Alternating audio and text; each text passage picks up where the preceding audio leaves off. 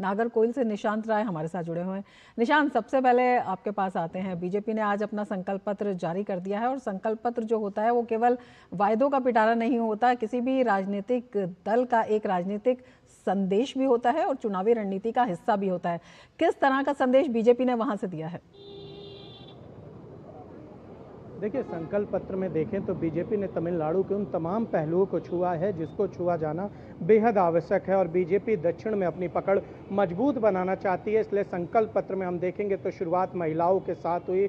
महिलाओं को जहां आर्थिक रूप से सशक्त करने की बात कही गई तो दूसरी तरफ उनकी सुरक्षा को लेकर भी उसमें संकल्प पत्र में साफ तौर पर बात की गई। इसके अलावा किसानों की बात की जाए, इसके अलावा मजदूरों की बात की जाए, इसके अलावा मंदिरों की बात की जाए, क्योंकि तमिलनाडु को मंदिरों का प्रदेश कहा जाता है।